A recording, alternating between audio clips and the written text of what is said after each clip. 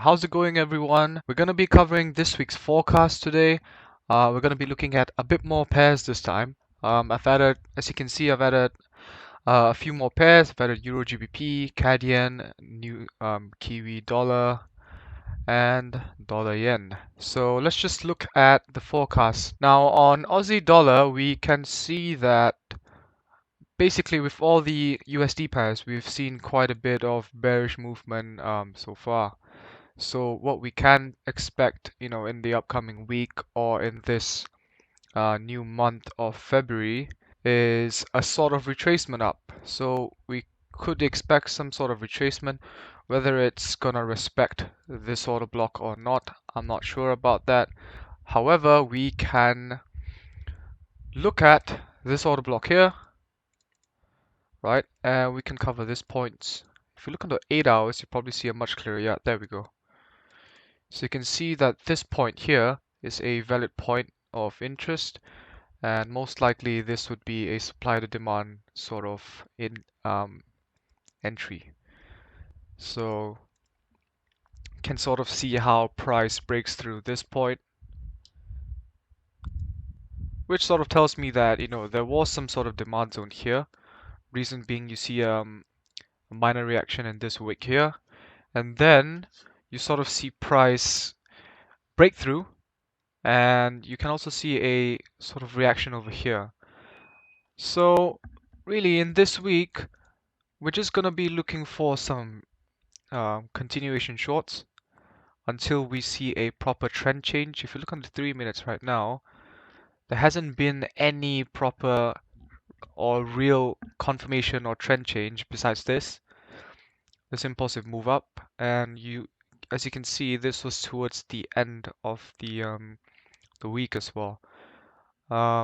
We did push up and then we sort of stalled for a bit. We created a range here, right? We did break this range, but then we created a smaller range here.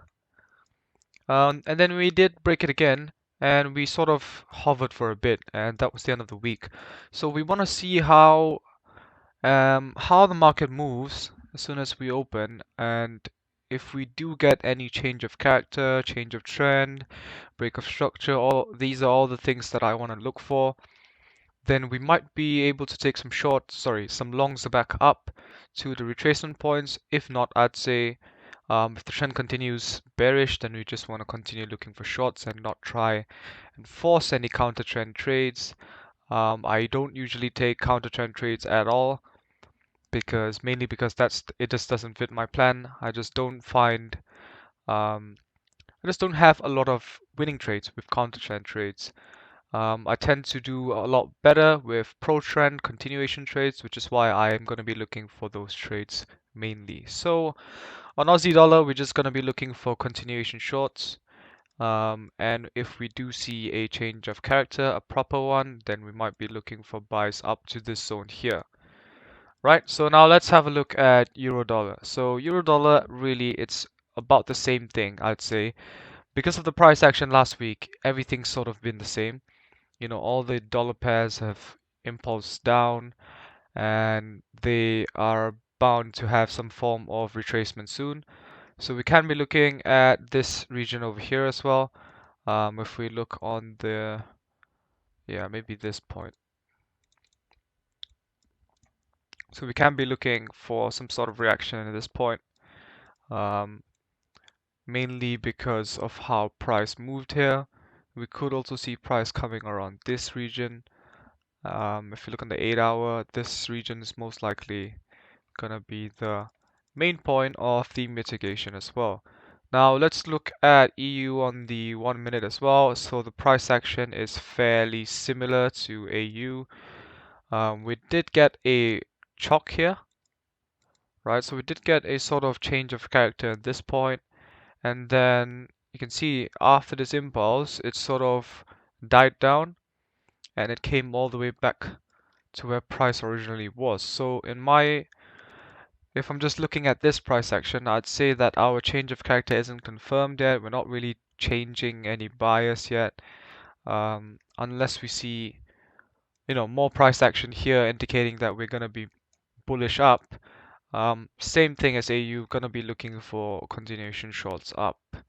So for EU, same thing, gonna look for continuation shorts down, unless there is a change of character, break of structure, or an entry model that fits a long entry up. I'll not be looking for longs until then. So moving forward, let's look at GBP USD. Same thing. GBP USD, about the same thing. But we can see that price is sort of stalled for a minute now. Unlike AU and EU, where just price just basically went down. You can see that GBP USD sort of went down, stalled for a bit, went down and stalled again. So you can tell that price is sort of slowing down and we're not going to be, it's probably indicating that there's not going to be much bearish price action anytime soon because of how we've slowed down. So what do we want to see with GBP USD? We want to see some continuation shorts maybe, and see how price reacts to these zones. We've got two different zones I'm going to mark out over here. And the reason why I'm marking these two zones up is because sooner or later these zones are going to be mitigated. Whether these are the main ones I'm looking at right now or not, it doesn't matter because I'm just going to take the trade off the reaction off of these zones. So we're looking at GBP USD at the moment. You can see how it's stalled. And if you look at the daily time frame, you can see how this point was basically mitigated here. So price pushed up, mitigated this point, and it's continuing down. So typically we might look at, this region here where it might continue down to, or if it changes character, we can just basically push up because this might be the change of character for GU at this point. So we never know how price is going to move, but we're going to continue reacting to it. If we look at GU on the lower time frame, you can look at the price action. It's basically the same as the other two pairs, but in this case we've got a bit more of a prominent change of character and a change of trend, right? So we want to be looking at all these pairs for a change of trend, change of bias, and also sort of figure out how the market's going to move. We don't want to be guessing, right? We don't want to be taking trades and guessing, oh, maybe price is going to be going up, but we're going to just wait for the London Open, the pre-London session, and then, see what trades are set up. So yeah, as you can tell, another interesting thing is this wick here. It seems like a liquidity grab to push up and then a push down. So that's usually what happens, and I'm guessing that's a news event of some sort. Right, so this is GU as well. Very similar price action to AU and EU. To a certain degree, GU has slowed down. So yeah, let's look at Euro GBP. So Euro GBP has been interesting so far because the price action is not similar to most of them. So with Euro GBP on the 4-hour, you're not going to see much. There was an initial point here that I was looking at, which is this region here. So you can see this sort of candle going up. That's where I took one of my long trades. And then, obviously this zone isn't going to hold up. So looking at the 1-hour time frame, what I'm going to be looking at is this is a demand zone, right? It's a very proper demand zone. We've got a reaction off of it. Now, if this candle, right, or the next candle that opens breaks this zone, then I'm going to be looking for a short trade here, right? So essentially, what I'm going to be looking for is a break in this lower low and this demand zone, right? That's going to indicate to us that it's going to indicate two things to us, right? Now that we have broken this demand zone and we've continued creating bearish market structure, that tells me that okay, we're going to be continuing short, which is why I'm going to be looking for shorts here. Is there any reason to look for longs here? No, not really, because we've already mitigated this demand zone here, and if we're going to break through further, then the price is not bullish at all. So for EG, it's pretty simple, really. I'm going to be looking for shorts in this region here. You could sort of refine this order block and have a look on the 15-minute, 1 hour. I'm pretty comfortable with what I've marked out. So yeah, we're going to be looking at this point mainly for EG. So EG is, sort of a very messy chart all the time. Price action on EG is usually quite wicky as well, but I feel like EG does give some pretty good opportunities to enter, which is why I've added this into my plan as well. So let's look at the Tokyo session trades that I look at. So let's look at CAD yen for now, and let's hide everything. Right, so on CAD yen, what we've been seeing as well, mainly, is we had this bearish push down, right? We broke this low, created a lower low. Um, there was some sort of mitigation at this point here. As you can tell, the wicks are basically going up. Um, Candles, prices reacted to that point. If you look on the 1 hour, we can see a sort of trend change, right? We've created a higher low, higher high, higher low, higher high, higher low, higher high, higher low, a lower high here, and then we continued with another high. However, at the moment, you can see that we are creating lower lows and lower highs. So is that an indication that, we might be bearish? Maybe. It might be, but we've only got it once, so it's not a confirmation yet. So what we're going to be looking for with CAD yen, with CAD yen, I mainly just take scalps. I don't really swing trade CAD yen, oops, because I find it to work quite well with small scalps. So mainly 1 to 5 trades, it does pretty well.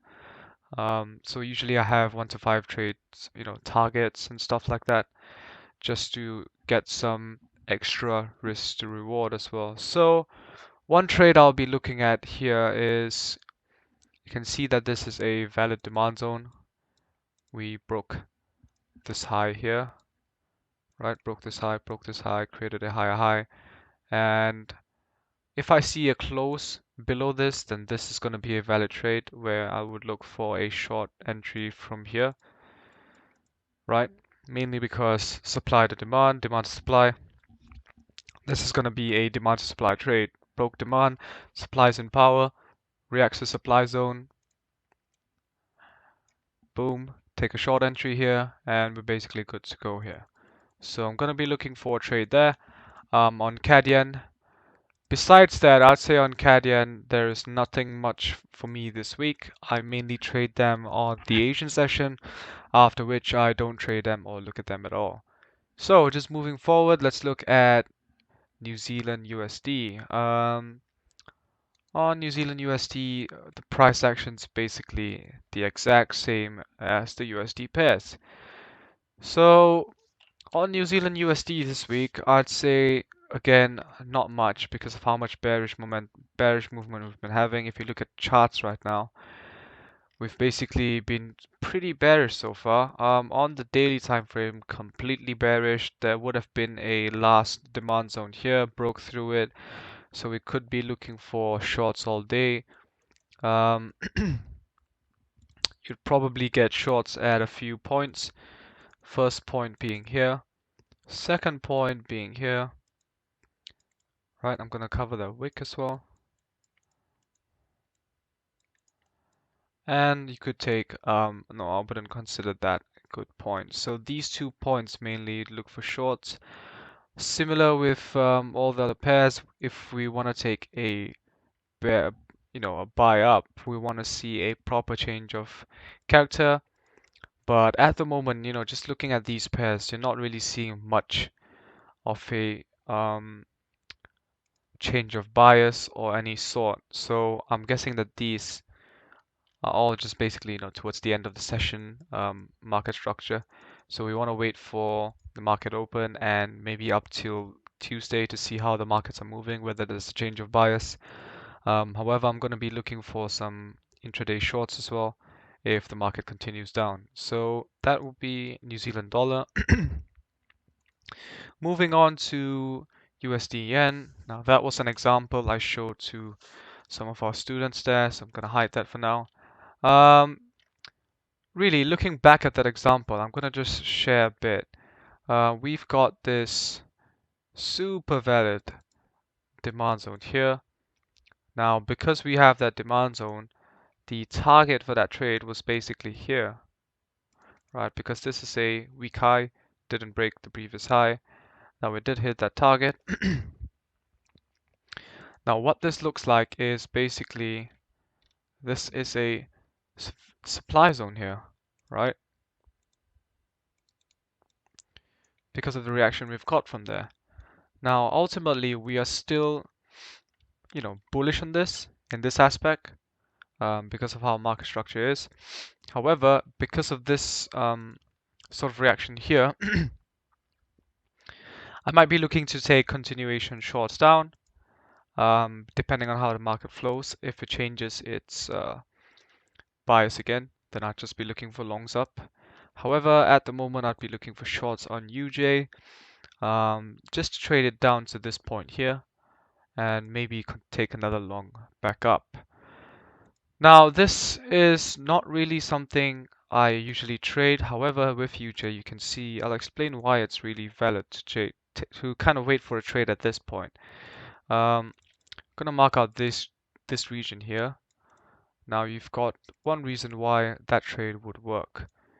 First reason being that this region broke a supply zone here, right? So we've broken this supply zone. However, we've respected this supply zone here. Now that tells me that, two things. One, we've broken that supply zone. Second being that we're probably broken through that supply zone to mitigate this region, and the supply zone is going to be pushing price back down to probably mitigate this point or break through it, right? One or the other. Now that we've seen a sort of reaction here, we can be confident and say that price is going to push down, probably to this region here or the low here. So now that we sort of understand what price is doing, we're just going to be waiting to see what price, where price moves, and we're going to be taking our trades accordingly. So that's really a very, I'd say quite a boring forecast, mainly because of how price is. Now, am I not going to take any trades? No, probably I'm going to take, a few trades. But is price action looking very promising this week for swings? No, not really. For swing traders, you're going to be waiting for quite a bit. So for the intraday traders and scalpers, you might have quite a few opportunities with taking continuation trades down. As we saw on all the different USD pairs, there were loads of short trades you could have taken to follow the market down. Besides that, I'll say that's all for the forecast. There isn't much because I can't forecast the intraday market at the moment because I don't know how it's going to look like. I can only forecast it once the market opens. So be sure to look out for those forecasts. I'll be posting and updating them on our Discord community group. So if you're interested to, look at the forecast or the other trades that I send in, be sure to join us. The link will be in the bio. If not, that'll be all from me. Take care, guys. Have a nice week.